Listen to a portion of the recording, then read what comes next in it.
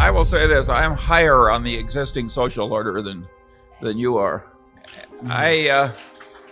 There's always plenty wrong with a social order, and certainly there are places where ours is a lot more broken than it used to be.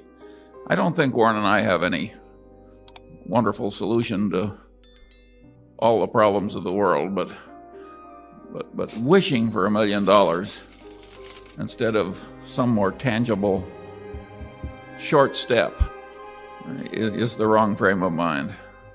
That isn't the way we got our $1 million. Well, I don't. Warren might give a different answer, by the way. He's No, I would agree with the wishing for a job. Makes a lot of sense to me, and figuring out how to get one and then going from there. But there is, and always has been. That doesn't mean it always should be, but there is a tremendous amount of inequality. What you don't want is an inequality of opportunity. There will be a lot of inequality in ability. A market system like we have turns out what people want. If they want to watch a heavyweight fight and they want to watch Mike Tyson, they're going to pay him $25 million for getting in the ring for a few minutes. And it produces what people like, and it produces in an abundance, and it's done very well in terms of production. It is much better to be in the bottom 20% in this country now than it was 50 years ago, and it's better to be in the bottom 20% of this country than in any other country. But it still isn't very satisfactory. The market system does not reward teachers, it does not reward, it does not reward all kinds of people who do all kinds of useful things in any way comparable to how it will reward entertainers or people who can figure out the value of businesses or athletes or that sort of thing. A market system pays very big for something that will entertain them. People want to be entertained a good bit of the day, and pays better for people that will entertain and educate. I don't want to tinker with the market system. I don't think I should be telling people what they should want to do with their lives, but I do think that it's incumbent on the people that do very well under that system to be taxed in a manner that takes reasonable care of anybody that is not well adapted to that system, but that it's a perfectly decent citizen in every other regard. And that is, I don't want to start getting into comparable worth in terms of how I tax, but I do think that somebody like me that happens to just fit this system magnificently, but wouldn't be worth a damn in Bangladesh or someplace, because what I have wouldn't pay off there. Their system would not reward that. I think that we get from society. This society provides me with enormous rewards for what I bring to the game. And it does the same with Mike Tyson, and it does the same with some guy whose adenoids are right for singing or whatever it may be.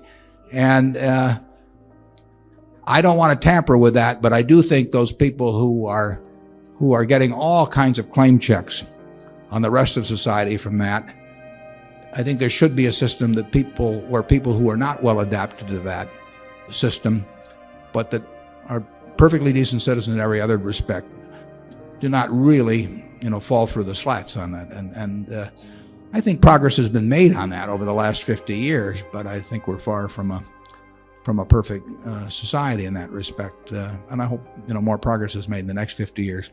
I don't think the wishing for the $1 million, though, is it doesn't work that way. I think, but if you are lucky enough to have something that the market system rewards, you do very well here. And if you're unlucky enough to have something it doesn't reward, you do better now than you would have 30 or 40 years ago, and you do better than in other countries. But I can see where it seems very unjust to look at somebody else who has just a little different mix of talents that can achieve claim checks in a way that keeps them and the next 5 generations of their family in a position where they don't have to do very much. I would say that I like a certain amount of social intervention that takes some of the inequality out of results in capitalism, but I hate with a passion rewarding anything that can be easily faked, because I think then people lie and lying works and the lying spreads, and I think your whole civilization deteriorates. If I were running the world, the compensation for stress under workman's compensation would be zero. Not because there isn't real stress, because there's no way to keep the fakery out if you reward stress at all. There was a great article, and this applies to an earlier question. There was a very good article in Forbes about one issue ago that showed the occupational profile of the U.S. At a couple of different intervals going back to 1900. And one problem you can see just by looking at that profile is that if you assume 20% of the bottom 20%, however you measure it in terms of employability, whether it's measured by IQ or interest in working or energy level or whatever you want to do, they fit very well most of the jobs that were available 100 years ago. In other words, you could do most of the jobs, of which there were many, with relatively unimpressive mental abilities. And as jobs have changed, the profile of people hasn't changed. So there are more people that end up on the short end. Now, the good part of that is the society produces so much more that it can take care of those people one way or another. Now, the trick is to take care of them and make them not only feel, but be productive and be part of the act. And we've got enough product to do that, but the country turns out way more output than 50 or 100 years ago. We're not perfect at figuring out how to make the bottom 20 or 30% in terms of abilities fit a new changing job profile. I really recommend you look at that Forbes magazine, because if you think through the implications of those charts, I think you'll see what social problems have to be attacked. It's amazing how if you just get up every morning and keep plugging and have some discipline and keep learning, and it's amazing how it works out okay. I don't think it's wise to have an ambition to be president of the United States or a billionaire or something like that, because the odds are too much against you. Much better to aim low. I did not intend to get rich. I wanted to get independent. I just overshot. And